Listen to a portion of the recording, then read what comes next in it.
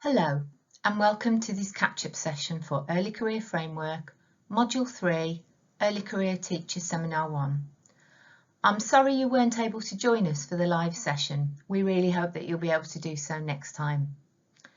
My name is Caroline Phipps. I am a Development Lead with Teach First and I'll be guiding you through this catch-up session today.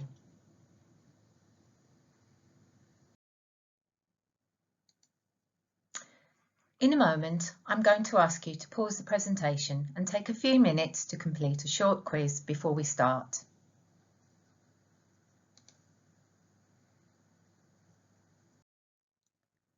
Please pause the presentation now to note your answers to these quiz questions. When you have finished, please restart the presentation and I will talk through the answers. Please press pause now.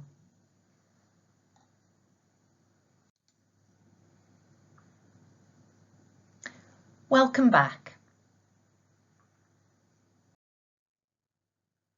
So, how did you do? Let's talk through the answers. Question 1. Pupils will be able to gain a deep understanding of a concept if you provide them with a simplified definition. This is false. As we'll explore in this seminar, definitions, even when simplified, can be just as abstract or unfamiliar as a concept in itself, especially where unfamiliar or technical language is used. This is not directly covered in the self-directed study materials. Ashley Phillipson's script does say he uses concrete examples to explain definitions, so you may have inferred this. Question 2. Non-examples are a good way to demonstrate what something is not. Effective non-examples are as different to the example as possible. This is incorrect. Effective non-examples should be as similar to the example as possible, so they clearly demonstrate the boundary of a concept. Again, this hasn't been covered in the self-directed study, although Ashley Phillipson's script does say that his non-example has one difference to the example, so again, there may have been some inference here. Question 3. Providing pupils with more than one example will support them in generalising their understanding of a concept to new contexts. This is correct. We'll explore this later, that 2 or more examples are better than 1 because they help build a more developed mental model of a concept. This is covered in Ashley Phillipson's script about using concrete examples.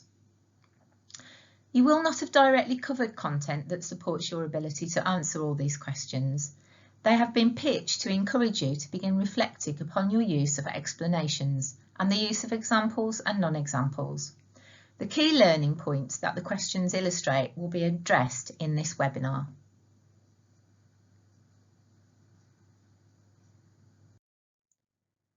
Let's begin our seminar focusing on the use of examples and non-examples.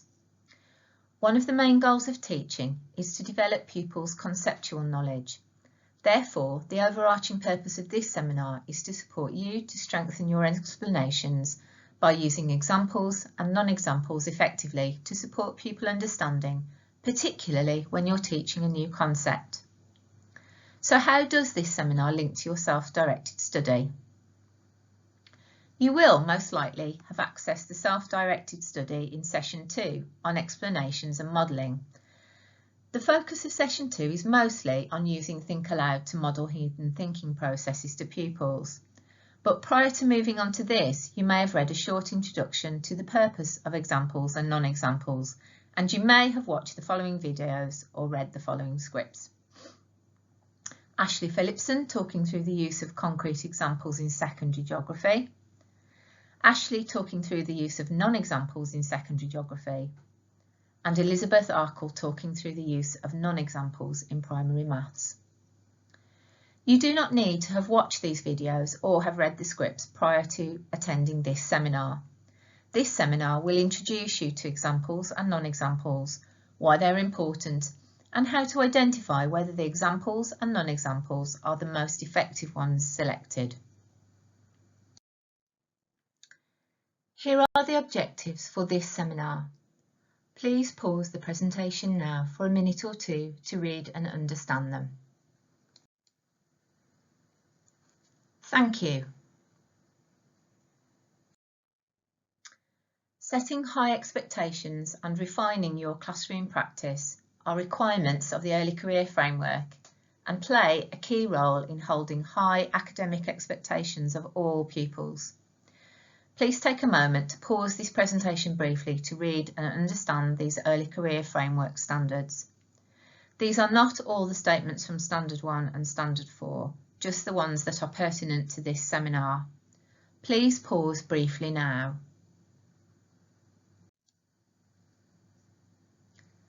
Thank you.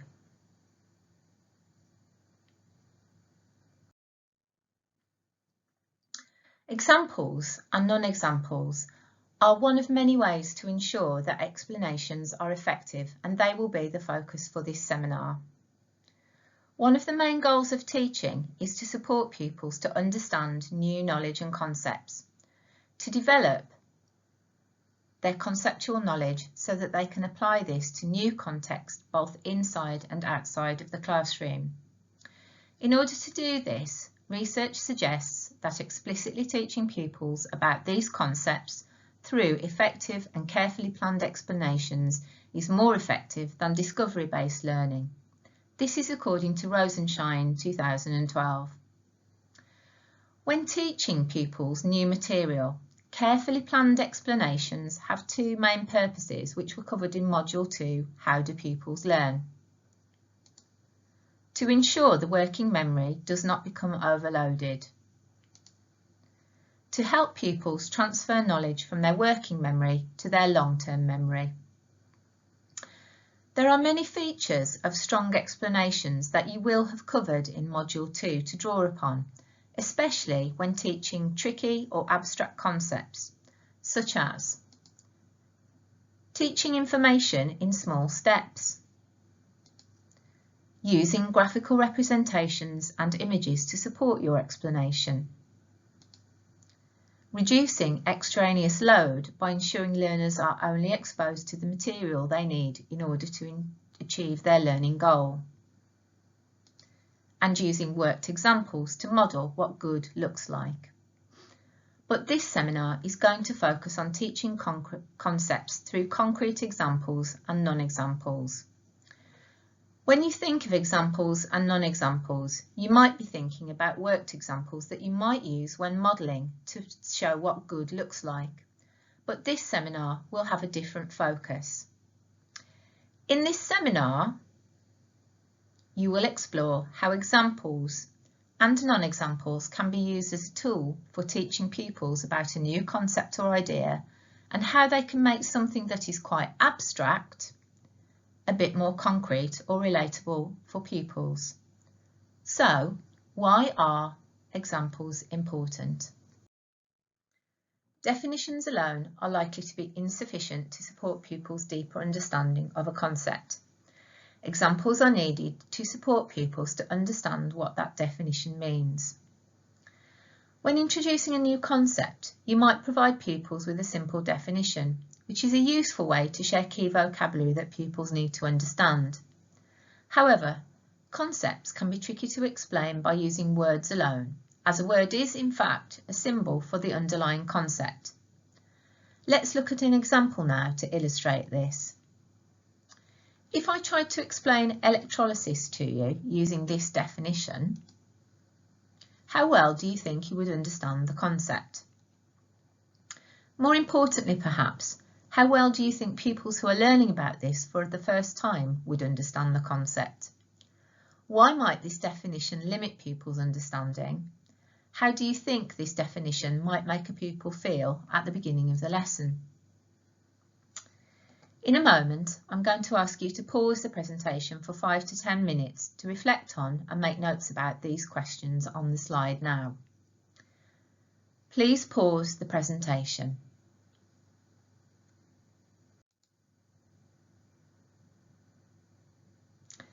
Welcome back and thank you. Let's consider some points that may have arisen during your reflections. You may have identified some barriers, such as if pupils have no knowledge of some of the terminology in the definition, for example, chemical decomposition or ions, then they are unlikely to be able to infer any meaning from this string of words. If pupils do have prior knowledge of these concepts, they still may not fully understand them or may have developed an inaccurate understanding of them. For example, pupils may believe they understand electrolysis from this definition, but have no way of checking this because they haven't been provided with any examples. Pupils may feel demotivated or disengaged. We can link this to content that was covered in Module 1, where you considered that feelings of success are important for improving pupils' intrinsic motivation, and the content which was covered in Module 3, where you considered obtaining high success rates from pupils to prevent them from learning errors. It might overload their working memory by trying to hold too many unfamiliar bits of information in their head at once, which links to the working memory content in Module 2, How Do Pupils Learn? As Daniel Willingham states, we understand new things in the context of things we already know, and most of what we know is concrete.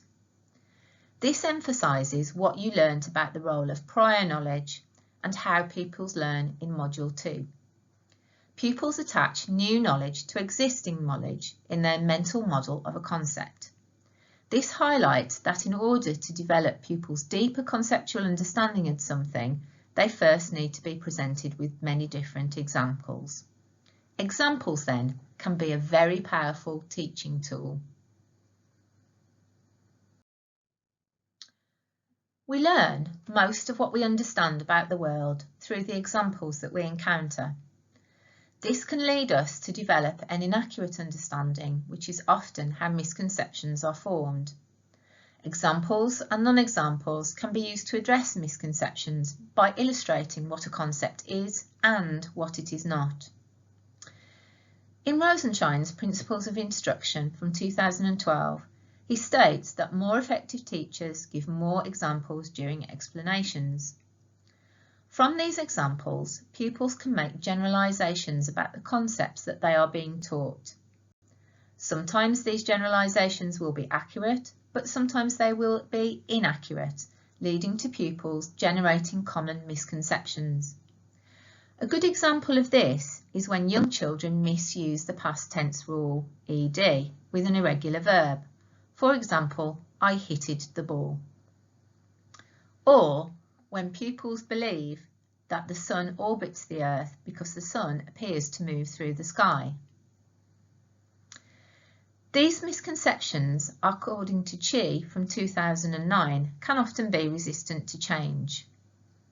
Therefore, in order for pupils to accurately build upon or amend their inaccurate mental models of a concept, it is important that explanations are carefully planned to draw out those qualities that make a concept what it is and outline qualities that change that concept into something different.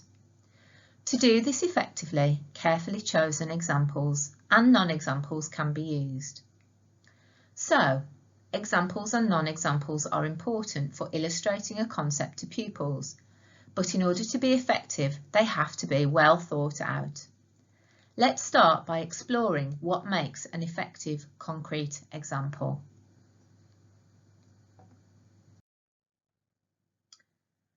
Some examples are better than others. Some are easier to plan than others. You will need to carefully consider the examples you choose, and the 3 principles on the slide will provide some guidance to support you to do this. When teaching pupils a new concept or ideas, there are some key principles to consider that can help you to choose the most effective examples to support your explanation. You should provide many examples from a variety of contexts. The science of learning suggests that pupils are more likely to be able to transfer learning to a new context if they are given 2 examples rather than 1. That's according to Tharby, 2018. You can also provide examples that have subtle variations, but are still an example of the concept that you are teaching. You should also ensure that your examples are relatable to the pupils that you're teaching. We will now explore each of these in more detail, starting starting with the first principle, which is providing more than one example.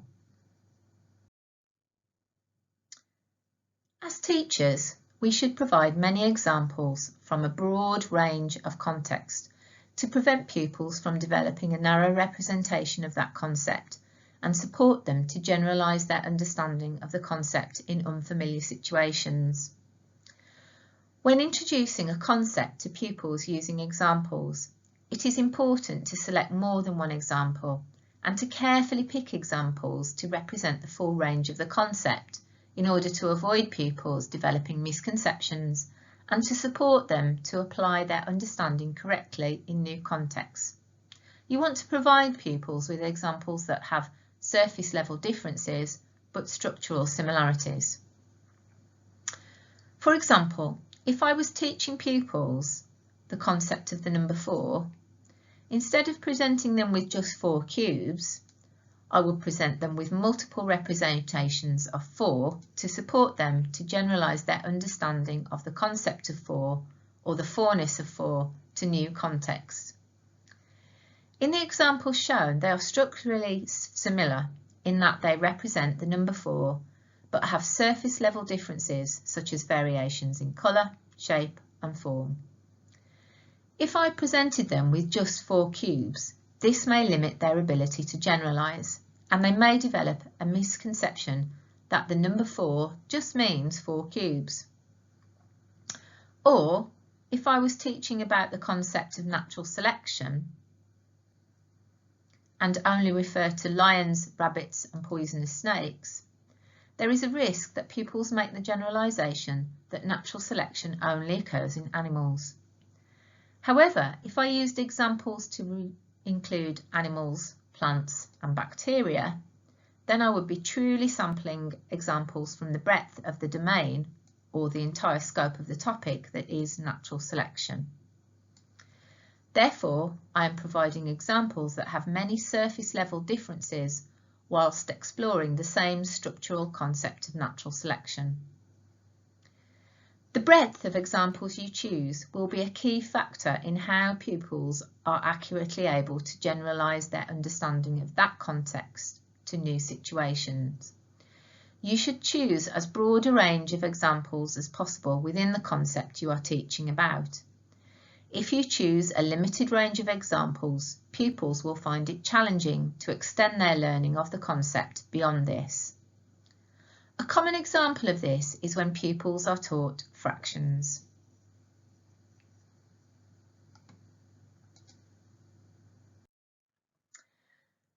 The examples teachers show or don't show to pupils communicate implicit messages.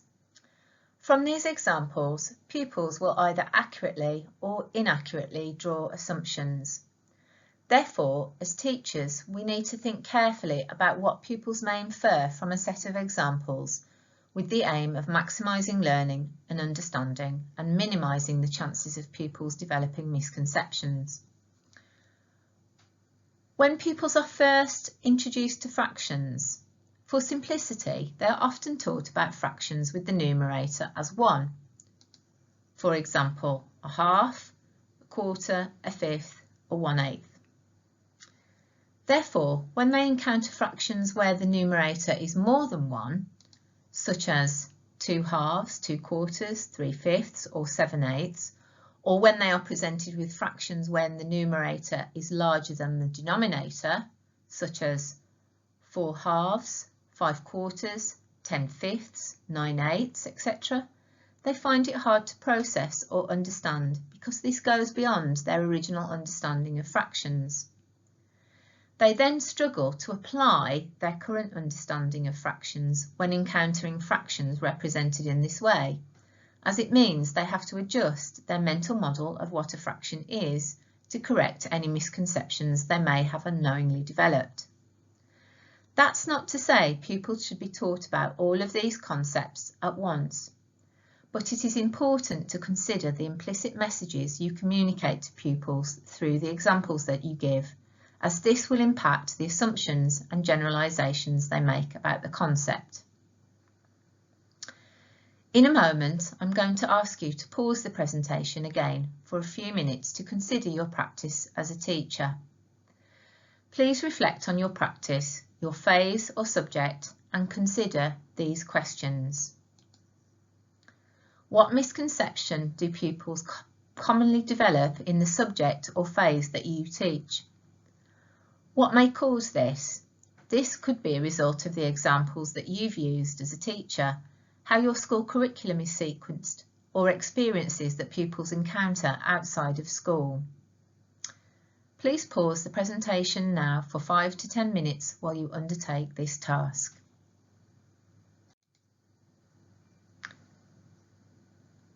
Thank you and welcome back. I hope this period of thought was useful.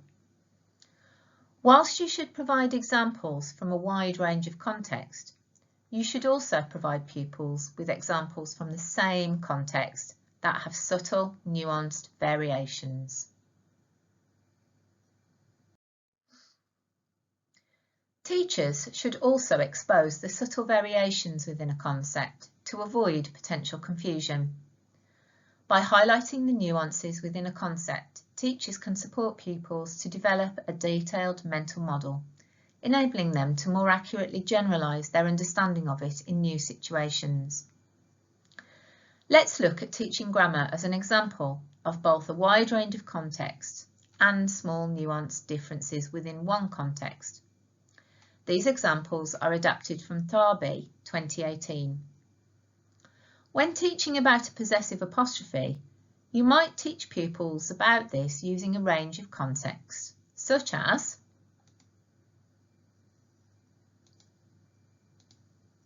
the crow's squawk pierced the silence. Catherine's gloves were soaked. My laptop screen had broken. My new house was my mother's friend's old house. These examples demonstrate how possessive apostrophes are relevant in a wide range of contexts, whether it's concerning a person, Catherine, an animal, the crow, or an object, the laptop. And the final example illustrates how two possessive apostrophes can be used in one sentence. Following this, to support pupils to deeply understand the concept you are teaching, it can be helpful to present examples that highlight subtle differences within a given context. The gloves were Alicia's. They were Alicia's gloves. We visited Alicia's house. I am going to Alicia's tonight. The first illustrates the apostrophe is still used in the same way when the sentence falls in a different order. The fourth example illustrates that although the word house isn't said as it is in the third example, it's implied and therefore an apostrophe would still be used. By sharing and discussing key features of examples that have very small variations as well as large variations, you can address areas of potential confusion, which helps to prevent misconceptions from developing, and in this case support pupils to be able to accurately generalise their understanding of when to use a possessive apostrophe to new context. It's very important to consider the range of examples you expose pupils to. However, providing multiple, carefully thought out examples to illustrate many different features or qualities of a concept will be ineffective if the pupils you are showing them to are unfamiliar with these examples. Therefore, you must ensure that your pupils can relate to the examples that you choose.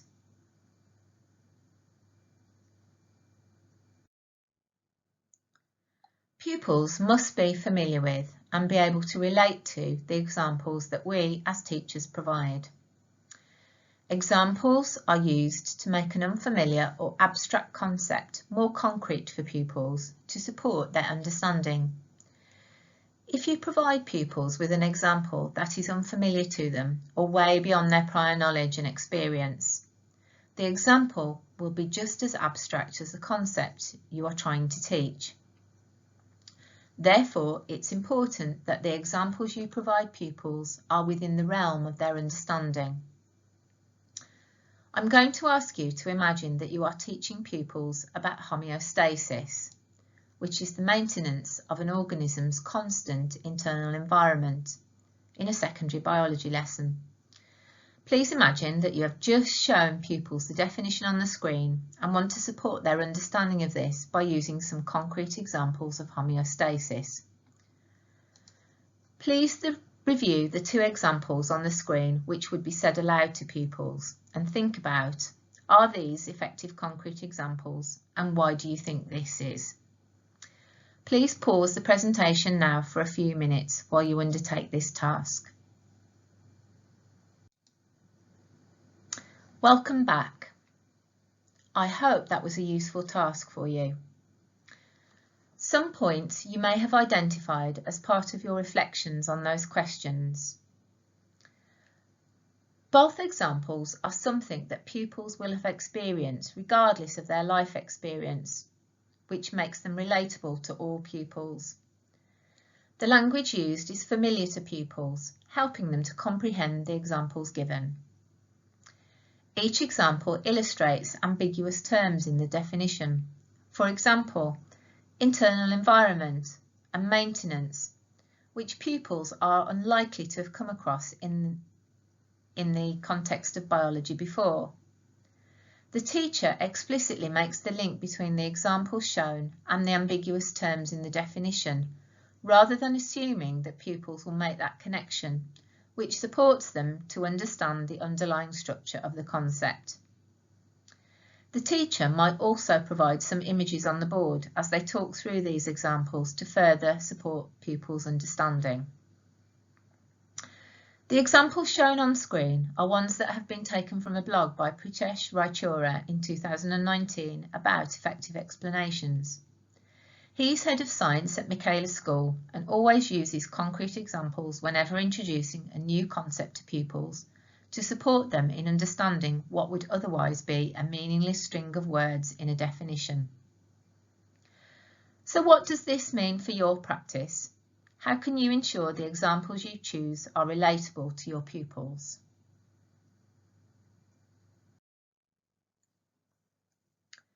As teachers, we should be aware of the ways in which we can ensure the examples that we choose are relatable to our pupils. It's important to remember all pupils will have very different life experiences. Therefore, when choosing examples, you should try to ensure that they are relatable to all pupils, and you can do this in a number of ways. Where possible, use examples that all pupils will have experience with, regardless of their life experiences, interests or hobbies. In your example, use language that's familiar to pupils, as this will help them to digest and comprehend the examples being given. Adding complex language where it is not needed adds another level of challenge for pupils when they are trying to understand a tricky or new concept. If you're using examples in conjunction with a definition, you should ensure that the examples illustrate the challenging or unfamiliar vocabulary in that definition and explicitly inform pupils of the link between the examples shown and the ambiguous terms in the definition, rather than assuming pupils will make that connection implicitly. This is important as it will support pupils to understand the underlying structure of the concept. Now that the three principles of effective examples have been explored in more detail, it's time to apply what you have learned. Let's return to the concept of fractions. Imagine you were teaching pupils the concept of half for the first time by exploring how to find half of a number or shape. There are two different example sets that could be used in a demonstration or explanation to pupils about how to find half. In a moment, I'm going to ask you to pause the presentation again to review these example sets that you can see on the slide and the following questions. Which example set do you think is better and why? And what assumptions might pupils make from set A and set B?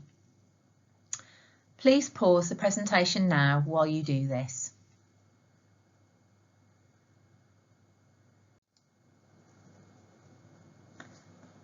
Welcome back. You may have identified the following. Set A is arguably better because it presents a wider range of examples of half, which supports pupils to generalise their understanding of half to new contexts. Set B presents a narrow representation of half and may lead to the incorrect assumptions that you can only find half of shapes, not an object or number. Half is only represented when a shape is split into two parts and one part is shaded, preventing children from understanding that shapes can be divided into multiple parts, but you can still represent half by shading in the correct number of parts to show half. Half is represented by the colour blue. Even using a different colour can help broaden the range of examples and support pupils to correctly generalise. Set A does have many different examples, and depending upon how quickly pupils grasp the concept, progressing through these too quickly could result in working memory overload, which does highlight the importance of checking for understanding during explanations. I'd also like to note here that it's important to carefully balance a wide range of examples to prevent misconceptions from developing, but without creating working memory overload for pupils. Therefore, it is important to consider the prior knowledge that pupils will bring to the lesson to support you in deciding which examples to select when teaching an unfamiliar concept. Whilst examples are extremely important for illustrating what a concept means to pupils in a meaningful way, non-examples are equally important as they demonstrate what a concept is not, helping pupils to identify the boundaries of a concept.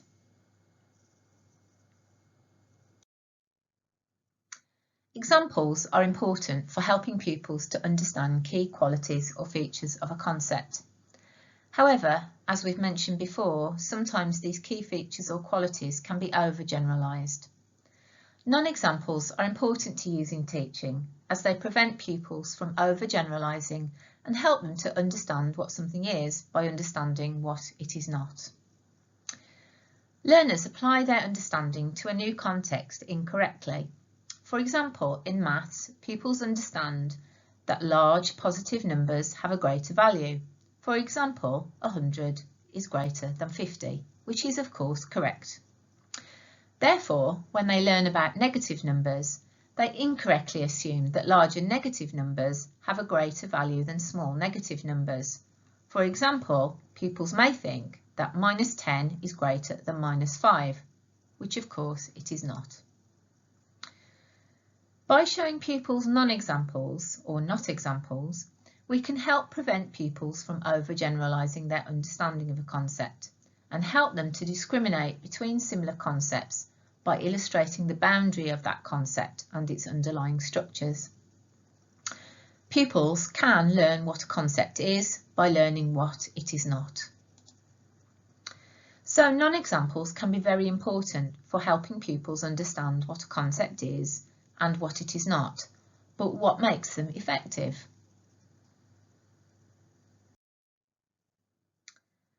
The non-examples we present to pupils should, where possible, have only one quality that differs to the example and be as similar to the example as possible. This point is made in Module 3, Session 2 of the Self-Directed Study Materials by Ashley Phillipson in his script on using non-examples. In order for non-examples to support an explanation, they should be presented alongside examples to allow for a direct comparison. But there are certain principles that make non-examples the most effective. To illustrate this, you are going to review two different sets of an example and a non-example and think about which is the most effective and why. Please pause the presentation now for a few minutes to do this. Which set is most effective and why? Thank you. In consideration of these examples, Set B is less effective because in Set B there are many differences between the example and non-example, which may lead pupils to incorrectly infer that horizontal can be determined by colour. Green has been used for correct and red for incorrect. While this may seem helpful, it may lead pupils to incorrectly infer that horizontal means green or not red. Length. The lines are a different length and therefore pupils may infer that horizontal is linked to length, i.e. shorter. Angle. The lines are positioned at different angles and therefore pupils may accurately infer that this determines whether something is horizontal or not. A is more effective because the lines are exactly the same but have only one difference, which is the angle. This helps pupils' attention to be directed to what makes something horizontal and what makes something not horizontal. The language used is consistent. This supports pupils' understanding. Interchanging between different language can confuse pupils and prevent them from picking up on key learning points.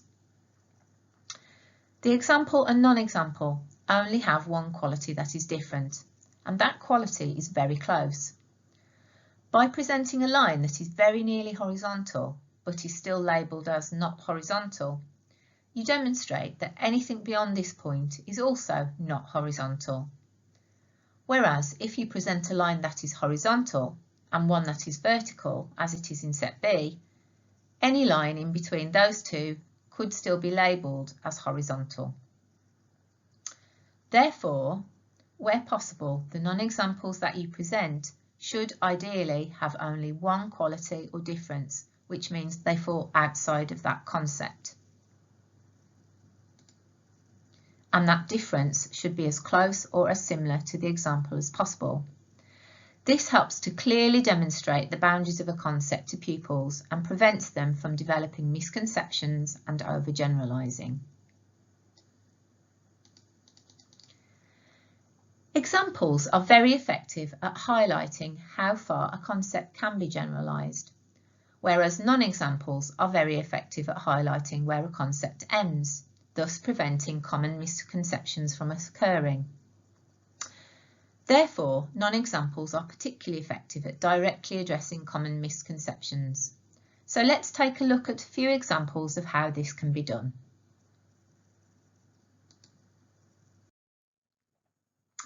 Non-examples are effective for directly addressing preempted misconceptions, as they highlight what is not within a concept and why.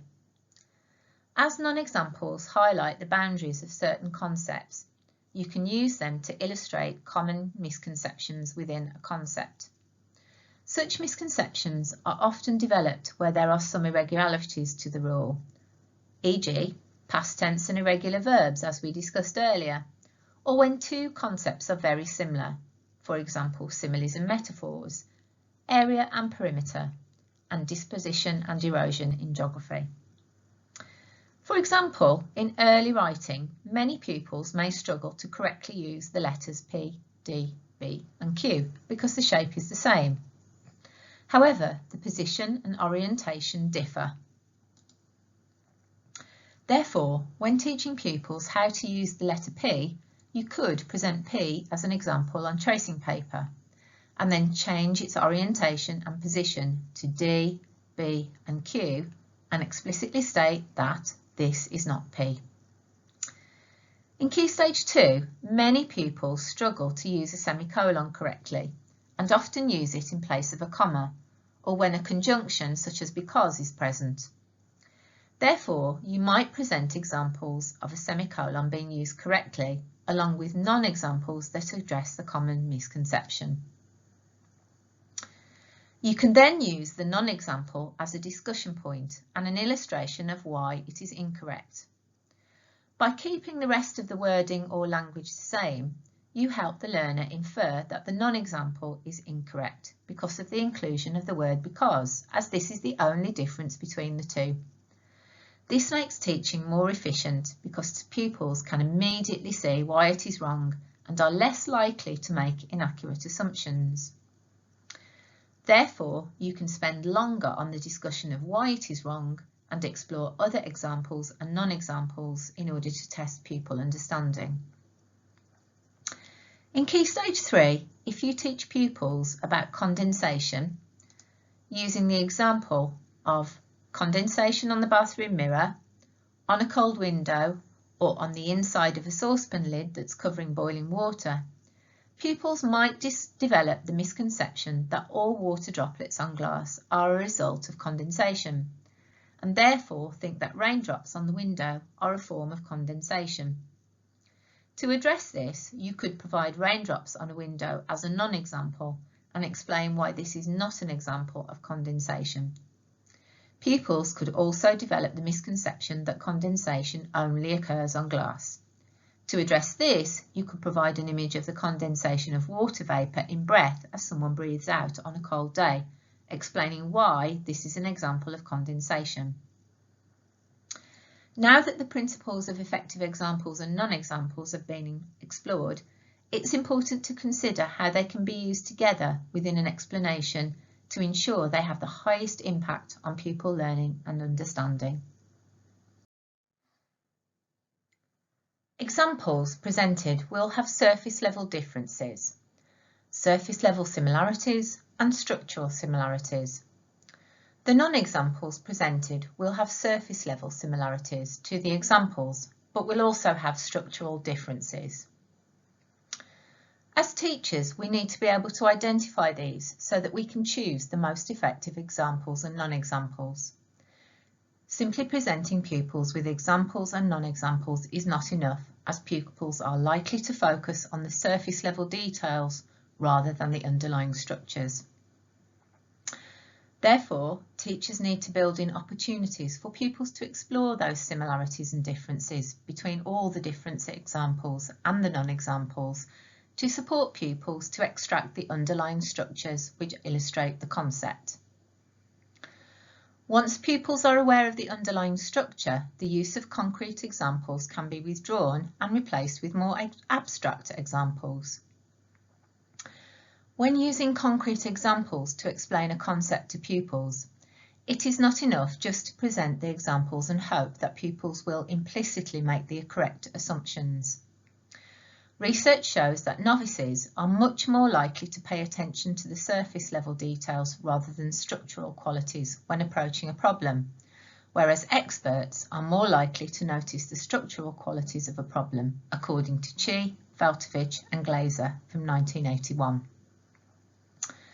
The pupils in your classroom are almost certainly novices in the subjects they are learning. Therefore, they too are likely to pay attention to surface level details rather than the deeper underlying structures, which prevent pupils from applying their understanding of a concept in new situations or more abstract problems.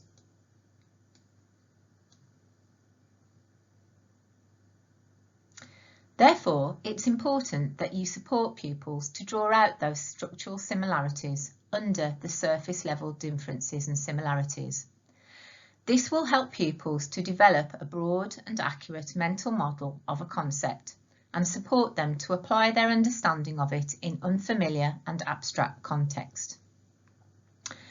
To clarify what is meant by structural similarities, it's important to also explore what is meant by surface level differences and similarities in a bit more detail. To do this, let's revisit the example of teaching condensation as explored on the last slide. When teaching about condensation, you might present three different examples: condensation on a mirror, condensation on a saucepan lid, and condensation on a window. These three will have surface level features which are different from each other, such as where the condensation appears. It appears in different places in each context, for example on a mirror after a shower or bath, on a window when you breathe on it, and on a saucepan lid that's covering boiling water when cooking. These contexts are all very different from one another on the surface. These surface level differences help pupils to understand that condensation can form in many circumstances, which supports their ability to generalise. However, they are also likely to have surface level features which are similar. In all three examples, the condensation appears on glass, which may lead to an inaccurate generalisation that any water droplets on glass, such as rain, are a result of condensation when this is actually precipitation. Therefore, in order to prevent this from happening, there are two things that can be done. You can draw out the structural similarities within the examples. In this case, the structural similarity is that the condensation occurs when a gas turns into a liquid, as it's called. And you can also present a non-example alongside the examples that directly addresses this misconception, which could be developed from the surface level similarities. In this case, the non-example could be raindrops on a window. Non-examples can also reinforce the structural similarities between examples. In this case, condensation only occurs when a gas turns into a liquid, because this structural quality is not present within the non-example, but is present within all three examples. To support pupils to draw out the structural similarities from under the surface level details, you can encourage pupils to compare the examples by asking questions such as, how are they similar or how are they different? Once pupils have an understanding of the underlying structure of the concept or problem, concrete examples can be gradually faded out and replaced with more abstract examples. This will further develop pupils' understanding and provide additional challenge. So what does this mean for your practice? How can you ensure that pupils extract the underlying qualities or structures of a concept that you are teaching?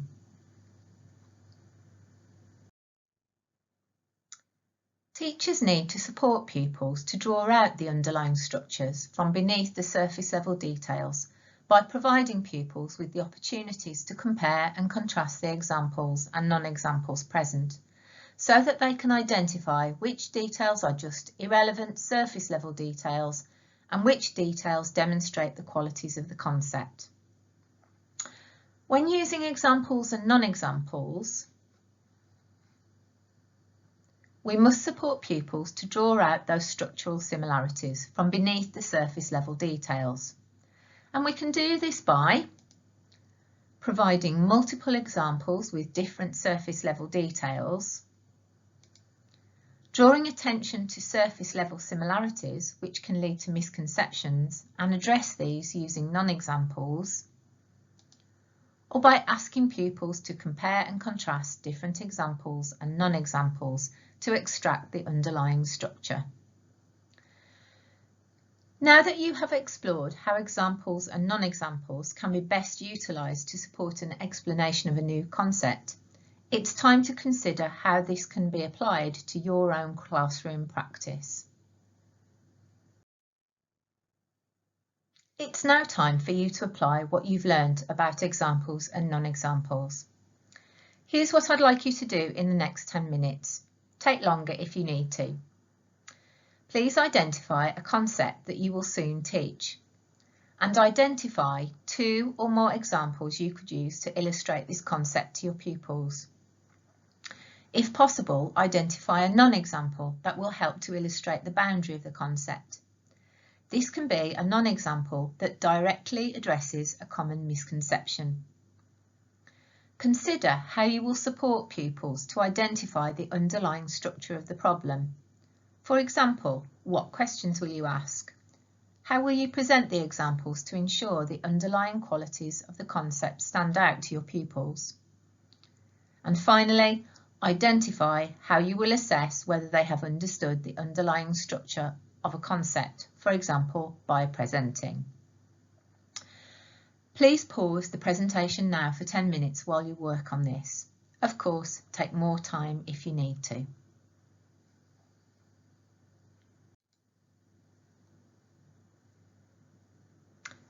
Welcome back. Now you've had a chance to apply what you have learnt to an upcoming lesson, we'll now take some time to reflect back on what you've done previously to support pupils to understand a new and familiar concept.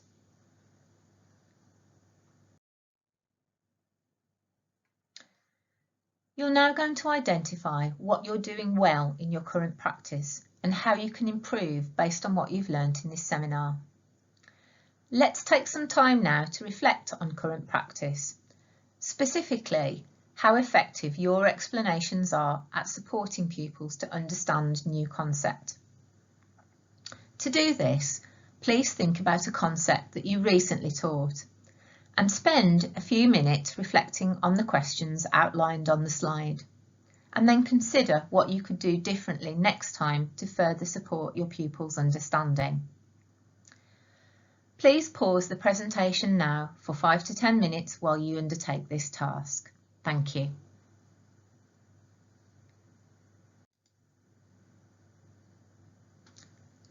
Welcome back. I hope that was useful. To finish, we'll consider your next steps. In a moment, please pause and note down 3 things that you are going to take away from this seminar today.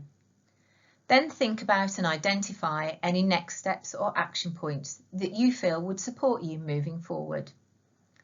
This could be to revisit certain areas on the course. It might be to talk with your mentor about your practice moving forwards, or to observe another teacher and plan to adapt practice you've seen. Please pause the presentation now for a few minutes to do this, and when we come back, we'll wrap up this seminar.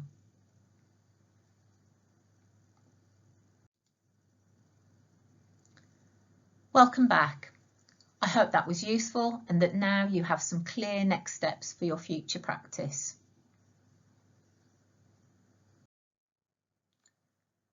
That concludes this seminar for today. Thank you for taking the time to engage with this webinar. I hope it was useful and will make a real difference to your practice as a teacher. Well done, thank you and goodbye.